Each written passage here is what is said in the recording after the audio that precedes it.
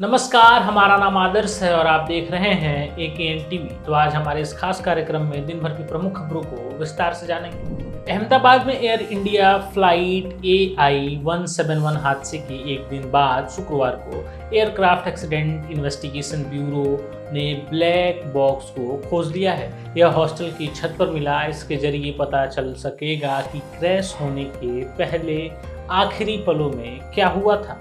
Air India की flight 12 crew member समेत 242 लोग मौजूद थे। इसमें से एक यात्री की जान बच गई है।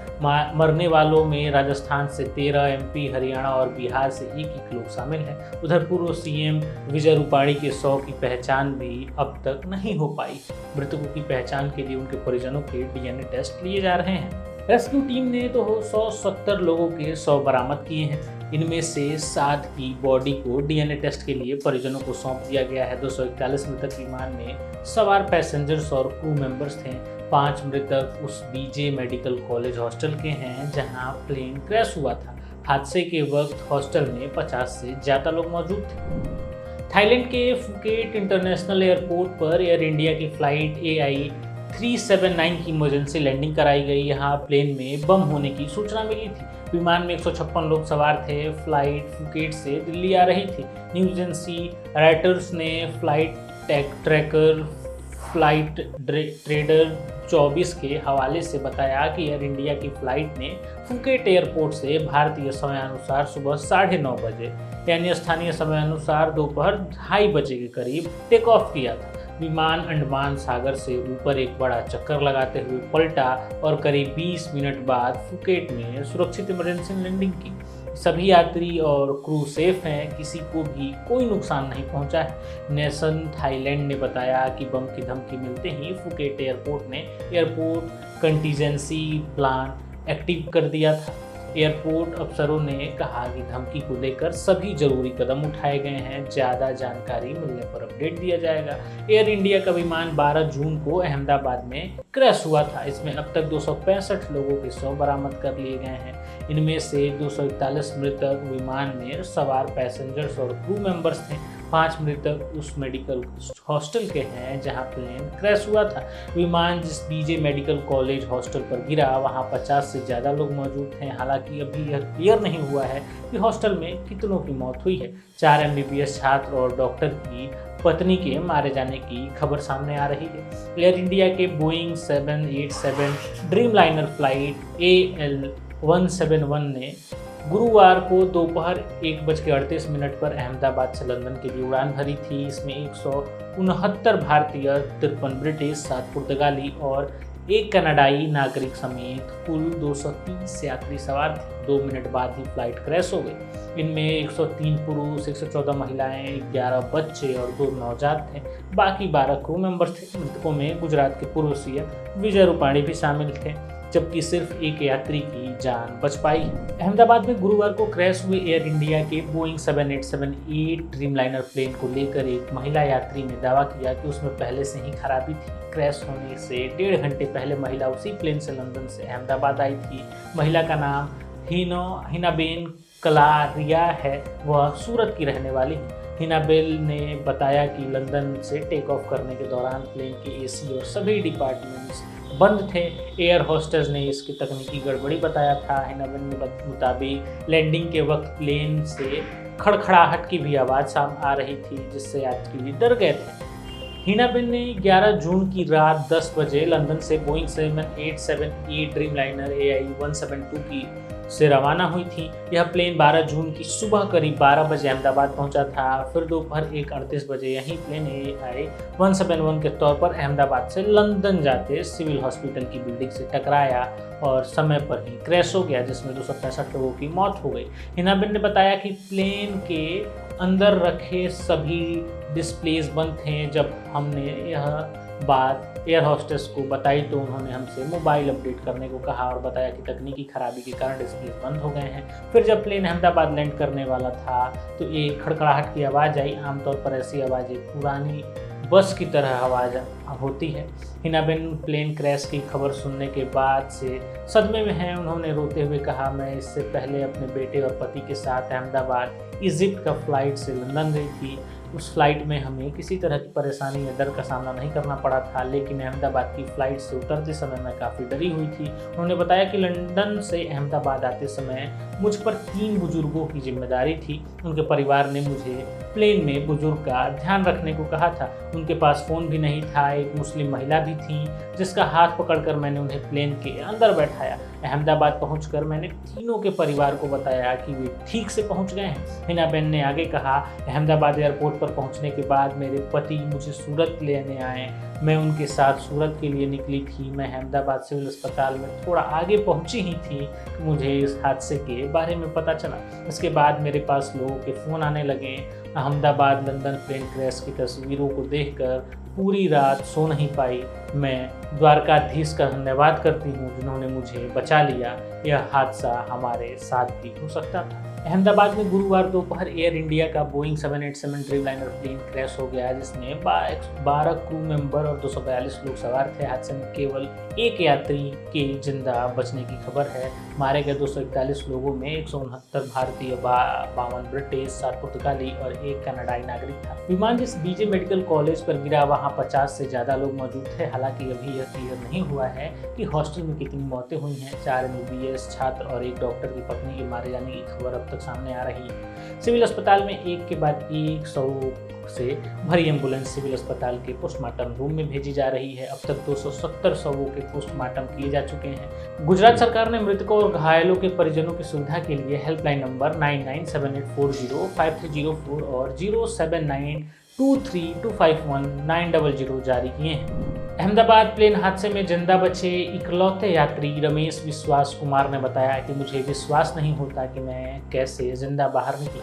शायद दरवाज़ा टूटा और सीट समेत नीचे गिर गया, मुझे कुछ भी याद नहीं। रमेश कुमार अहमदाबाद के सिविल अस्पताल में भर्ती हैं। पीएम मोदी ने शुक्रवार को उनसे मुलाकात की और हालचाल जाना। दोनों के बीच करीब 10 मिनट तक बात हुई। इसके बाद रमेश ने डीडी न्यूज से बात की। उन्होंने कहा, पीएम ने उनका हालचाल जाना और पूछा कि हादसा कैसे हुआ। रमेश प्लेन की 11A सीट पर बैठे थे। हादसे के बाद वे घटनास्थल से खुद पैदल चलकर बाहर गए, जिसकी एक वीडियो भी वायरल हो रही है। हम आपको वो वीडियो दिखाते हैं। पहले हम आपको ये बताते हैं कि पीएम ने रमेश से सवाल क्या किया। पहला सवाल रमेश से पूछा गया कि हादसा कैसे हुआ। रमेश ने जवाब देते हुए बताया, सब कुछ मेरे सामने हुआ, मुझे पता नहीं कैसे हुआ। मुझे विश्वास नहीं होता कि मैं कैसे जिंदा बाहर निकला। थोड़े वक्त के लिए लगा था कि मैं भी मरने वाला हूँ। मेरी आँख खुली तो लगा कि मैं जिंदा हूँ। मैंने सोचा कि यहाँ से निकल सकता हूँ और मैं बस निकल गया। दूसरा सवाल पूछा गया, फ्लाइट के टेक ऑफ होते ही क्या हुआ था। रमेश ने जवाब देते हुए बताया कि टेक ऑफ होते ही 5-10 सेकंड के अंदर लगा कि स्टॉप हो गया हो। बाद में ग्रीन और वाइट लाइट ऑन हो गई। फिर जैसे ही स्पीड बढ़ाई उसी समय गिर गया और धमाका हो गया। तीसरा सवाल पूछा गया, जब फ्लाइट हॉस्टल पर गिरी तभी आप बाहर निकले थे। रमेश ने जवाब दिया, मेरी सीट प्लेन के जिस हिस्से में थी वो बिल्डिंग के निचले हिस्से से टकराया होगा। ऊपर के हिस्से में आग लग गई थी। कई लोग वहीं फंस गए थे। शायद मैं सीट समेत नीचे गिर गया था। मैं जैसे तैसे निकल पाया। दरवाज़ा टूट गया था और सामने कुछ खाली जगह दिख रही थी तो निकलने की कोशिश की। दूसरी साइड पर दीवार थी, वहाँ से शायद कोई भी नहीं निकल सकता था। आंखों के सामने ही 2 एयर होस्टेस, एक अंकल आंटी और सब कुछ जल रहा था। चौथा सवाल पूछा गया, आप पैदल चलकर बाहर आए क्या। रमेश ने हाँ में जवाब दिया। आप रमेश के बाहर निकलने और पीएम मोदी से मुलाकात के दौरान की कुछ वीडियो क्लिप्स देख सकते हैं। क्या भैया बता पैसेंजर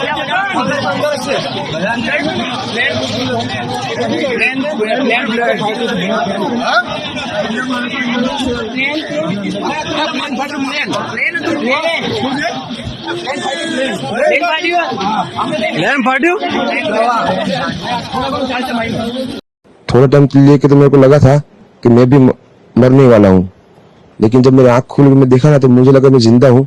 तो मैंने ट्राई किया, जब मेरी सीट से मेरी बेल्ट निकाला मैंने वो ट्राई किया जहाँ से निकल सकता वहां से, तो मैं निकल गया वहां से। मेरे नजरों के सामने एयर होस्टल और दूसरे आंटी अंकल सभी उसमें मिस हो गए थे सभी। टेक ऑफ के बाद 1 मिनट के अंदर ही जब टेक ऑफ हुआ ना तो सडनली 5-10 सेकंड कैसे लगा जैसे स्टक हो गया वो। बाद में से मेरे को लगा कि कुछ हुआ। बाद में प्लेन में लाइट ऑन हो गई, ग्रीन और व्हाइट। बाद में वो पता नहीं वो प्लेन टेक ऑफ ज्यादा करने के लिए वो रेस तो बोलते हैं क्या, रेस दिया होगा ऐसा कुछ, और सीधा स्पीड में ही घुस गया। मैं जो साइड पे था ना, वो साइड हॉस्टल पे नहीं लैंड हुई थी।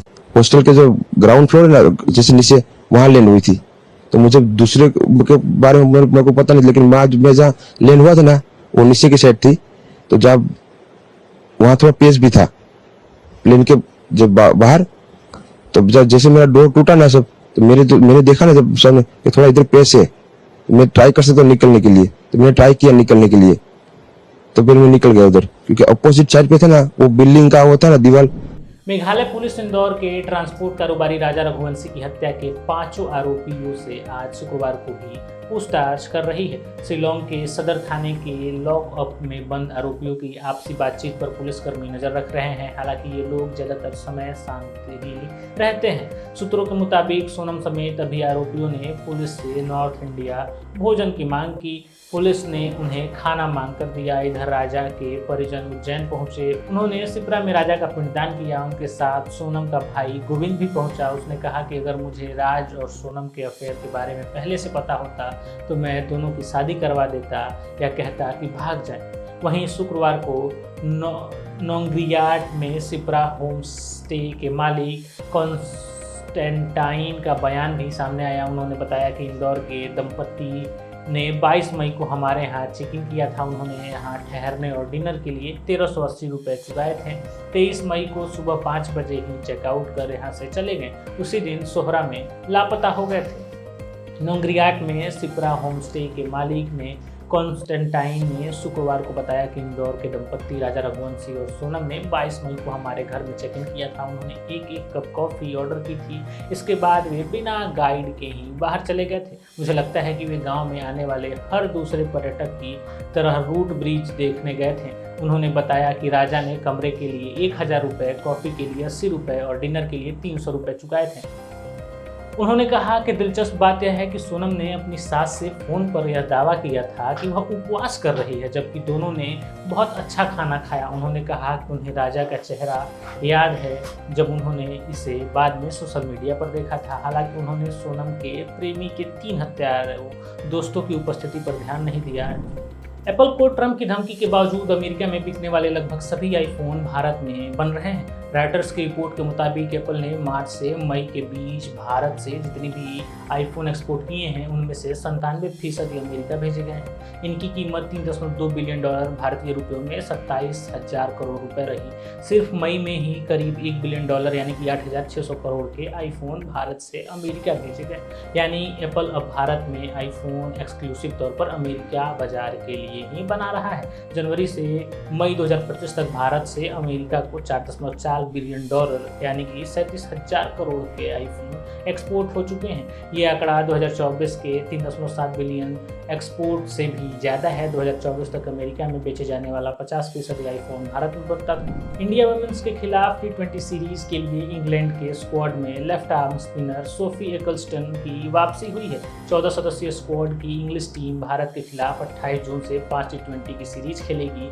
वनडे सीरीज की टीम अनाउंस होना बाकी है। इंग्लैंड की number 1 T20 bowler Sophie Ecclestone cricket से ब्रेक पर थी। वे वेस्टइंडीज के खिलाफ टीम की पिछली सीरीज में भी नहीं खेल पाई थी। एकल्स्टन की वापसी के चलते लेग स्पिनर साराह ग्लेन को बाहर निकाल दिया गया है। इंग्लैंड की पूर्व कप्तान हीथर नाइट भी इंजरी के कारण स्क्वाड से बाहर ही हो गई हैं। उनकी जगह लॉरेन फिलर को टीम में जगह दिया गया है।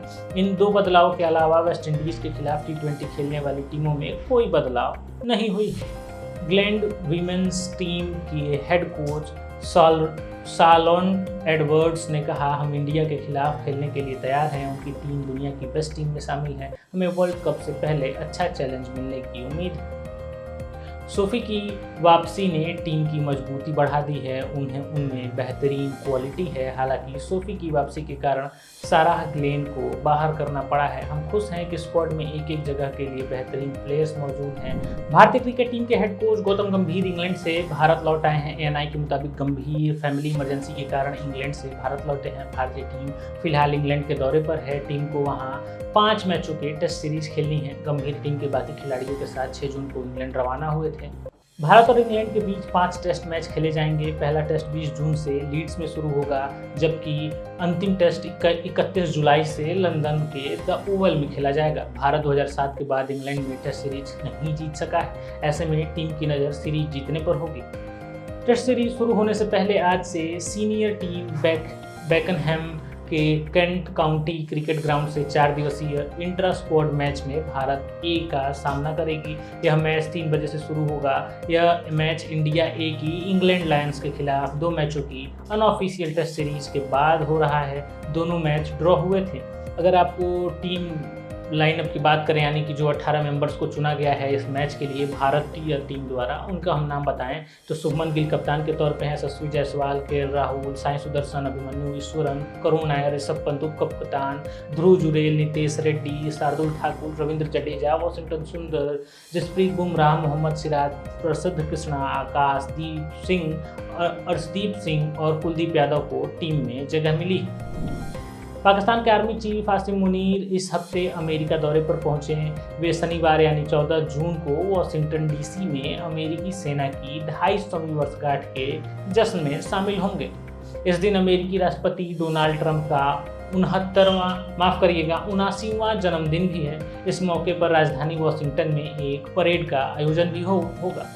मुनीर का पहला अमेरिकी दौरा 2023 में हुआ था। तब उन्होंने तत्कालीन अमेरिकी रक्षा मंत्री लॉयड ऑस्टिन, तत्कालीन विदेश मंत्री एंटनी ब्लिंकन और यूएन महासचिव एंटोनियो गुटेरेस से मुलाकात की थी। उस वक्त भारत ने कहा था कि पाकिस्तान की तरफ से आतंकवाद का समर्थन और क्रॉस बॉर्डर हमलों को लेकर हमारी चिंताएं जग जाहिर हैं। उन्होंने कहा कि पाकिस्तानी सेना इस्लामी स्टेट खुरासान के खतरे से निपटने के लिए जरूरी है। उन्होंने यह बयान मंगलवार को हाउस आर्म्ड सर्विसेज कमेटी की सुनवाई के दौरान दिया। जनरल कुरिला ने पाकिस्तान को आतंकवाद के खिलाफ लड़ाई में मजबूत सहयोगी बताया। उन्होंने कहा अमेरिका को पाकिस्तान और भारत दोनों के साथ रिश्ते रखने होंगे। ये बाइनरी स्विच नहीं है कि एक से रिश्ता रखेंगे तो दूसरे से नहीं रख सकते। हम रिश्तों के फायदे को देखना चाहिए। तो आज के हमारे इस खास कार्यक्रम में अभी के लिए फिलहाल इतना ही। खबरों से जुड़े रहने के लिए जुड़े रहिए हमारे चैनल के साथ। वीडियो को लाइक करिए, चैनल को सब्सक्राइब करिए और कमेंट बॉक्स में अपना सुझाव देना ना भूलिए। धन्यवाद।